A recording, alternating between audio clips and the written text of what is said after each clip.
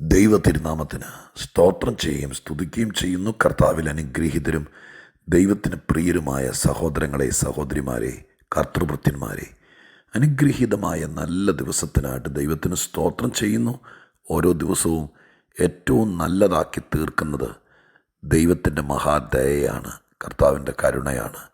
ഈ ദിവസവും നമുക്കെല്ലാവർക്കും സർവശക്തൻ തൻ്റെ ആർദ്ര കരുണയാൽ ഏറ്റവും നല്ല ദിവസമായി നാം ചെയ്യുന്നതൊക്കെയും സാധിക്കുകയും നമ്മുടെ കാല് പോലും കല്ലിൽ തട്ടിപ്പോകാതെ സൂക്ഷിക്കുകയും നമ്മുടെ പ്രാർത്ഥനകൾക്ക് മറുപടി നൽകുകയും നമ്മുടെ ഹൃദയത്തിന് സ്വസ്ഥതയും സമാധാനവും നൽകി ദൈവസന്നിധിയിൽ നമ്മളെ വിജയ ശ്രീലാളിതരായി തീർക്കേണ്ടതിന് ദൈവത്തിൻ്റെ സകല കരുണയും ദയയും നമുക്ക് നൽകട്ടെ എന്നുള്ള പ്രാർത്ഥനയോടെ ദൈവത്തിൻ്റെ വചനം കേൾപ്പാൻ താല്പര്യപ്പെടുന്ന നിങ്ങൾക്കെല്ലാവർക്കും വിനീതമായ സ്നേഹവന്ദനങ്ങൾ അറിയിച്ചുകൊണ്ട് നമ്മുടെ രക്ഷകനും വീണ്ടെടുപ്പുകാരനുമായിരിക്കുന്ന മഹാദൈവത്തിന് സന്തോഷത്തോടെ സർവശക്തൻ്റെ സന്നിധിയിലിരുന്ന് നന്ദിയും സ്തുതിയും സ്തോത്രവും മഹത്വവും എല്ലാം കരയേറ്റിക്കൊണ്ട് ദൈവത്തിൻ്റെ വചനത്തിലേക്ക് ഇന്ന് ശ്രദ്ധ കേന്ദ്രീകരിച്ചപ്പോൾ നമുക്കേറെ ഗുണം ചെയ്യും എന്ന് ദൈവം എന്നെ ബോധിപ്പിച്ച ഒരാത്മീക ഭാഗം, അതും നമ്മുടെ കർത്താവിൻ്റെ ജീവിതത്തിൽ നിന്ന് നിങ്ങളുടെ ശ്രദ്ധയിലേക്ക് കൊണ്ടുവരുവാൻ പരിശുദ്ധാത്മാവ് എനിക്ക് തന്നിരിക്കുന്ന പ്രേരണ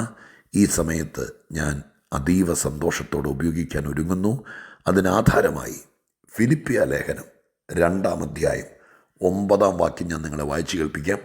ഫിലിപ്പിയ ലേഖനം 2-ാം അധ്യായം 9-ാം വാക്യം. അതുകൊണ്ട് ദൈവവും യേശുവിനെ ഏറ്റവും ഉയർത്തി സകല നാമത്തിലും മേലായ നാമം നൽകി. അതുകൊണ്ട് ദൈവവും യേശുവിനെ ഏറ്റവും ഉയർത്തി സർവനാമത്തിലും മേലായ നാമവും നൽകി. വേദപുസ്തകം വായിക്കുമ്പോൾ നമുക്ക് കൊള്ളാവുന്ന ഒത്തിരി കാര്യങ്ങൾ വ്യക്തികളിൽ നിന്നും ഉപദേശപരമായിട്ടൊക്കെ നമുക്ക് നൽകപ്പെട്ടിട്ടുണ്ട്. അതിലേറ്റവും മാതൃക നമ്മുടെ കർത്താവായ യേശുവാണ്. സുവിശേഷങ്ങളിൽ യേശുക്രിസ്തുവിനെക്കുറിച്ച് വളരെ വ്യക്തമായി യേശുവിൻ്റെ നയം, യേശുവിൻ്റെ ജീവിതശൈലി, യേശുവിൻ്റെ സംഭാഷണ രീതി, യേശുവിൻ്റെ മനോഭാവങ്ങൾ, ഇതെല്ലാം സുവിശേഷങ്ങളിൽ നിന്ന് ഒരു സാധുവിനോട്, സാധാരണക്കാരനോട്, പാപിയോട്, മനുഷ്യനോട് ഒക്കെ കർത്താവ് എത്ര നല്ല രീതിയിലാണ് ഇടപെട്ടത് എന്നതിനെക്കുറിച്ച് നമുക്ക് മനസ്സിലാക്കാൻ കഴിയുന്നു. ലേഖനങ്ങൾക്കകത്ത് വളരെ ചുരുക്കമായി യേശുവിനെ കേന്ദ്രീകരിച്ചുകൊണ്ട് അപ്പോസ്തലന്മാർ പരാമർശിക്കുന്ന പല ഭാഗമുണ്ട്. പ്രത്യേകിച്ച് പൗലോസിൻ്റെ എഴുത്തുകളിൽ ഞാനത് ഒത്തിരി ശ്രദ്ധിച്ചിട്ടുണ്ട്.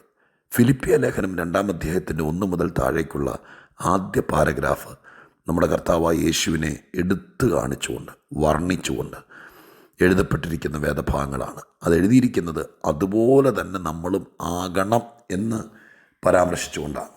അങ്ങനെ പറഞ്ഞു വരുമ്പോൾ 9-ാം വാക്യത്തിലെത്തുമ്പോൾ അവിടെ പറഞ്ഞിരിക്കുന്നത്, അതുകൊണ്ട് ദൈവവും യേശുവിനെ ഏറ്റവും ഉയർത്തി.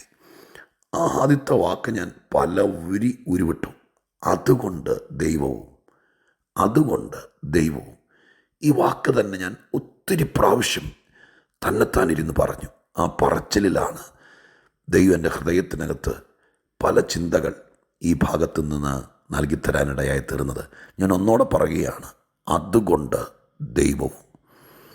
അതുകൊണ്ട് ദൈവം അവനെ ഉയർത്തി എന്ന് ഓടിച്ചങ്ങ് പറയായിരുന്നു. ഞാനൊന്നോടെ പറയട്ടെ, അതുകൊണ്ട് ദൈവം അവനെ ഉയർത്തി എന്ന് അങ്ങ് സ്പീഡിൽ പറയായിരുന്നു. പക്ഷേ ആ ദൈവവും എന്ന് എഴുതിയിരിക്കുന്നൊരു ഊന്നൽ കൊടുത്താണ്. അതുകൊണ്ട് ദൈവവും അവനെ ഉയർത്തി. അപ്പോൾ ദൈവവും പറയുന്നു, ഉന്തിൻ്റെ കൂടെ ഒരു തള്ള് എന്നൊക്കെ സാധാരണ പറയില്ല എന്ന പോലെ ദൈവവും എന്ന് പറഞ്ഞിരിക്കുന്നതിനകത്ത് ഈ ടീമിൽ, ഈ കാര്യത്തിൽ ദൈവവും കൂടി ചേർന്നു. ദൈവം മാറി നിന്നാൽ നമ്മൾ എങ്ങും എത്തിയേല.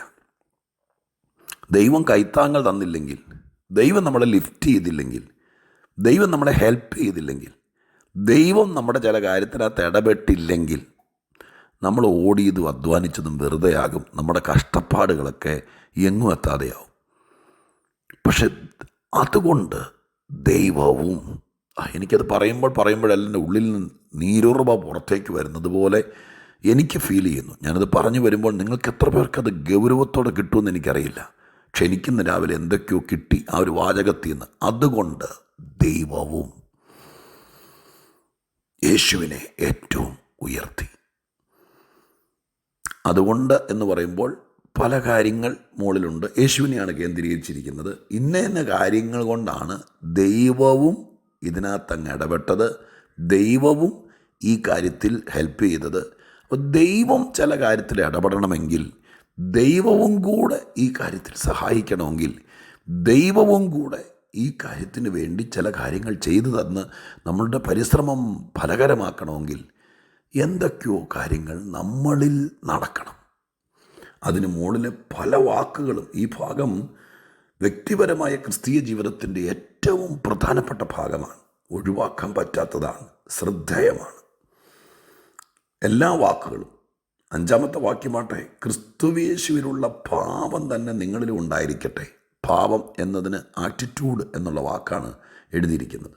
നമ്മുടെ ആറ്റിറ്റ്യൂഡ്, ഒരു വിഷയം വരുമ്പോൾ, ഒരു കാര്യം നമ്മുടെ മുമ്പിൽ വരും, എന്താണ് നമ്മുടെ ആറ്റിറ്റ്യൂഡ് എന്നത് ഭയങ്കര ശ്രദ്ധേയമാണ്. ഒരാൾ നമ്മുടെ അടുക്ക വരിക, ചില കാര്യങ്ങൾ പറയുക, അപ്പം മനസ്സിലിരിപ്പ് എന്ന് നമ്മൾ പറയില്ലേ, അതൊക്കെ തന്നെ ഈ ആറ്റിറ്റ്യൂഡ് എന്ന് പറയുന്നത്. ഒരു കാര്യം അവതരിപ്പിക്കുമ്പോൾ, ഒരു കാര്യം ചെയ്യുമ്പോൾ നമ്മുടെ മനസ്സിലിരിപ്പ് ചിലപ്പോൾ കേൾക്കുന്നവർക്ക് പിടികിട്ടിയല്ല. പക്ഷെ സ്വർഗസ്ഥനായ ദൈവത്തിന് പിടികിട്ടാത്തതൊന്നുമില്ലല്ലോ. നമ്മുടെ മനസ്സിലിരിപ്പ്, ആറ്റിറ്റ്യൂഡ് അനുസരിച്ചിട്ടാണ് ദൈവം വിഷയത്തിൽ ഇടപെടുന്നത്. ഈ മുകളിലും ഈ 5-ാം വാക്യത്തിൻ്റെ മുകളിലും താഴെയൊക്കെ എഴുതിയിരിക്കുന്ന ഭാഗങ്ങൾ ക്രിസ്തുവിനെ സംബന്ധിച്ച് വളരെ ശ്രദ്ധേയമാണ്. മുകളിലൊക്കെ എഴുതിയിരിക്കുന്നത് ഒരു ഉപദേശപരമായിട്ടാണ്. മറ്റുള്ളവരുടെ ഗുണം, മറ്റുള്ളവരെ ശ്രേഷ്ഠരായി എണ്ണുക, അവനും കൂടെ ഇരിക്കാൻ ഇച്ചിരി സ്ഥലം കൊടുക്കുക, അവനെയും കൂടി ഈ കൂടെ നിന്ന് ചേർത്ത് കൊണ്ടാൻ പറ്റുമെങ്കിൽ കൊണ്ടുപോവുക, അവനെ ഉന്തി തള്ളി താഴെ ഇടാതിരിക്കുക, അവനെ കുറ്റങ്ങൾ മാത്രം കണ്ടുപിടിച്ച് പറഞ്ഞ് അവനെ ഇല്ലാതാക്കാതിരിക്കുക, ഒരല്പം കരുണ കാണിച്ച് അവനെ കൂടി ചേർത്ത് പിടിച്ച് കൊണ്ടുപോകാൻ നോക്കുക. തെറ്റും കുറ്റവും പോരായ്മയൊക്കെ ഉണ്ടെങ്കിലും ഇച്ചിരി കൂടി ഒന്ന് അഡ്ജസ്റ്റ് ചെയ്ത് പറ്റുമെന്ന് നോക്കുക. അതൊരു നല്ല കാര്യമാണ്. 5-ാം വാക്യത്തിന് താഴെ എഴുതിയിരിക്കുന്നതാണെങ്കിലോ, ആ യേശുക്രിസ്തു പല കാര്യങ്ങളും മുറുകെ പിടിക്കാതെ മറ്റുള്ളവരുടെ ഗുണത്തിന് വേണ്ടി, അല്ല എൻ്റെ നന്മയ്ക്ക് വേണ്ടി കർത്താവിന് മുറുകെ പിടിക്കാമായിരുന്ന പല കാര്യങ്ങളും കർത്താവ് വിട്ടുകളഞ്ഞു. നമ്മൾ ചില കാര്യത്തിൽ, ചില വേണ്ടാത്ത കാര്യത്തിൽ, ഒരു പ്രയോജനമില്ലാത്ത കാര്യത്തിൽ അങ്ങ് മുറുകെ പിടിച്ചിരിക്കുക, വിട്ടുകൊടുക്കത്തില്ല, വിട്ട് കളയത്തില്ല. പിന്നെ എങ്ങനെ ദൈവം ഇടപെടും? എന്നോട് പറഞ്ഞ കാര്യം ഞാൻ വ്യക്തമായി പറയാം. ചില മുറുകപ്പിടുത്തങ്ങൾ വിട്ടുകളഞ്ഞാൽ ദൈവം ആ വിഷയത്തിനകത്ത് ഇടപെടും. സത്യത്തിൽ നമ്മൾ പ്രാർത്ഥിക്കുന്നുണ്ട്, ഉപവസിക്കുന്നുണ്ട്, ഒത്തിരി കാര്യങ്ങൾ ചെയ്യുന്നുണ്ട്. പക്ഷെ ദൈവം വിഷയത്തിൽ ഇടപെടുന്നുണ്ടോ? ദൈവവും കൂടെ നിങ്ങളുടെ പക്ഷത്ത് നിൽക്കുന്നുണ്ടോ എന്ന കാര്യം ഏറെ ശ്രദ്ധിച്ച് നമ്മൾ മനസ്സിലാക്കേണ്ടതാണ്. ഇന്ന് ദൈവത്തിൻ്റെ സന്നിധിയിൽ ഈ കാര്യം നിങ്ങളെ ബോധിപ്പിക്കുമ്പോൾ, ദൈവവും എന്നെ സഹായിച്ചു, ദൈവവും എന്നെ ഒത്തിരി ഹെൽപ്പ് ചെയ്തു, ദൈവവും എനിക്ക് വേണ്ടി വാദിച്ചു, ദൈവവും എനിക്ക് വേണ്ടി ഇറങ്ങി വന്നു. അങ്ങനെ എന്തെല്ലാം കാര്യങ്ങൾ ബൈബിളിൽ നമുക്ക് തിരഞ്ഞെടുക്കാം. ദൈവം കൂടെ നമ്മുടെ കൂടെ കാര്യങ്ങൾ കൈകാര്യം ചെയ്ത് വന്നില്ലെങ്കിൽ നമുക്ക് ഗുണമില്ലാതെ പോകും ഈ ഒരു ജീവിതം, നമുക്ക് പ്രയോജനമില്ലാതെ പോകും ഈ ആത്മീയത.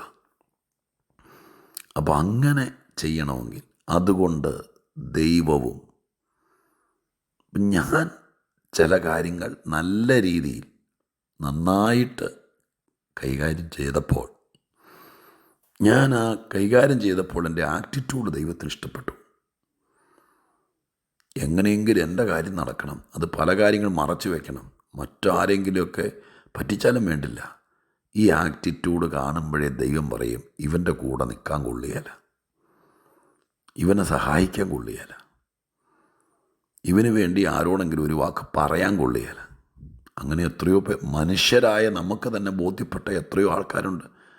ഞാൻ മനസ്സിലാക്കിയ ഒരു കാര്യം പറയാം. ചുരുക്കം പേർക്ക് വേണ്ടിയിട്ടേ ഇടനില നിൽക്കാൻ കൊള്ളുള്ളൂ. ചുരുക്കം പേർക്ക് വേണ്ടിയിട്ടേ എന്തെങ്കിലും കൊടുക്കാനും ഒക്കെ കൊള്ളുള്ളൂ. ഇപ്പം എല്ലാവർക്കും വേണ്ടിയിട്ട് റെക്കമെൻഡ് ചെയ്യാൻ കൊള്ളുകയല്ല. കാരണം ആറ്റിറ്റ്യൂഡ് ശരിയല്ല, നടപടി ശരിയല്ല, മേടിച്ചാൽ കൊടുക്കുകയില്ല, പറഞ്ഞാൽ പറഞ്ഞുകൊടുത്ത് വരികയില്ല, പറയുന്ന സമയത്ത് കാണിയല്ല. അങ്ങനെയുള്ള ആറ്റിറ്റ്യൂഡുള്ള ഒരാൾക്ക് വേണ്ടിയിട്ട് നിങ്ങൾ ആരെങ്കിലും ഇടനില നിൽക്കുമോ? ഷാജി പാസ്റ്ററും കൂടി പറഞ്ഞുകൊണ്ടാണ് ഞാനത് ചെയ്തത് എന്ന് നാളെ ഒരുത്തൻ എനിക്ക് നേരെ വിരൽ ചൂണ്ടേണ്ട വരുമ്പോൾ ഒരുത്തനെ സഹായിച്ചതാ, ഒരുത്തനോട് പറഞ്ഞതാ. അങ്ങനെ പറയുമ്പോൾ നമ്മുടെ മനസ്സോടെ മറ്റൊരുത്തനെ സഹായിക്കാനുള്ള ആ മനോഭാവം തന്നെ അങ്ങ് മാറും. നമ്മളതില്ലാതെ ആക്കി കളയരുത്. ഞാൻ പോട്ടെ, ഞാൻ ഉദാഹരണം പറഞ്ഞെന്നുള്ളൂ. പക്ഷെ ദൈവവും നമുക്ക് വേണ്ടി പറയണമെങ്കിൽ, ദൈവവും നമ്മെ സഹായിക്കണമെങ്കിൽ, ആ വാക്ക് ഞാൻ വീണ്ടും പറയുക, ആരൊക്കെ എതിർത്താലും, ആരൊക്കെ നമുക്ക് വേണ്ടി ഒന്നും മിണ്ടാതിരുന്നാലും, ചെറുവിരലനക്കാതിരുന്നാലും, നമ്മെ തെറ്റിദ്ധരിച്ചാലും, നമ്മളെക്കുറിച്ചില്ലാത്ത കാര്യങ്ങൾ പറഞ്ഞാലും, നമ്മുടെ ആറ്റിറ്റ്യൂഡ് നല്ലതാണെങ്കിൽ, തെറ്റോ കുറ്റോ പോരായ്മയൊക്കെ മനുഷ്യ സഹജമാണ്. പക്ഷെ അനുതാപമുള്ളൊരു ഹൃദയം, ആവർത്തിക്കാതിരിക്കാനുള്ളൊരു മനസ്സ്, ദൈവത്തെ ഭയം, മറ്റുള്ളവരുടെ നന്മയ്ക്ക് വേണ്ടിയിട്ടുള്ളൊരു മനസ്സിരിപ്പ്, ഇത്രയൊക്കെ ഉണ്ടെങ്കിൽ ദൈവവും നമ്മെ സഹായിക്കും, ഉയർത്തും. എന്തൊക്കെ ചെയ്യാമോ അതൊക്കെ ചെയ്യും. അതിനുവേണ്ടി നമ്മുടെ ആറ്റിറ്റ്യൂഡൊന്ന് പരിശോധിക്കാം. നമ്മുടെ മനസ്ഥിതി നമുക്കൊന്ന് മനസ്സിലാക്കാം. വല്ലോനെയും കുറ്റം പറഞ്ഞ് സാത്താനെയും വഴിചാരി നമ്മളില്ലാതെയായി തീരുന്നതിനേക്കാൾ നല്ലത് ദൈവവും എന്നെ സഹായിച്ചു എന്ന് പറയുന്ന ഒരു 10 കാര്യം ഈ നവംബർ തീരുന്നതിനേക്കാൾ മുമ്പ് നമുക്ക് ഉണ്ടാക്കിയെടുക്കാം. എങ്ങനെയാണ് കാര്യം നടന്നേ? എൻ്റെ പൊന്നു പാസ്റ്റർ, ഒന്നും പറയണ്ട, ദൈവവും എന്നെ സഹായിച്ചു. അയ്യോ, കൊച്ചിൻ്റെ കാര്യം നടന്നോ? അയ്യോ, നടക്കുമെന്ന് വിചാരിച്ചല്ല. പിന്നെ എന്തായി? ദൈവവും എൻ്റെ കുഞ്ഞിനെ സഹായിച്ചു. അവൻ ശ്രമിച്ചു, അവൾ ശ്രമിച്ചു, ഞങ്ങൾ പ്രാർത്ഥിച്ചു, ദൈവവും കൂടെ ഈ ടീമിലേക്ക് ചേർന്നു. കാര്യം നടന്നു. ഞാൻ പ്രാർത്ഥിക്കട്ടെ, ഇനി മനസ്സിലായി കാണുമെന്ന് വിചാരിക്കുന്നു. ഇത് മനസ്സിലാക്കിയില്ലെങ്കിൽ ഇത്രയും നാളത്തെ കാര്യങ്ങൾ കേട്ടതുകൊണ്ട് വലിയ ഗുണമൊന്നുമില്ലാതെയോ. ഇത് മനസ്സിലാക്കണം, മനസ്സിലാക്കിയേ പറ്റൂ.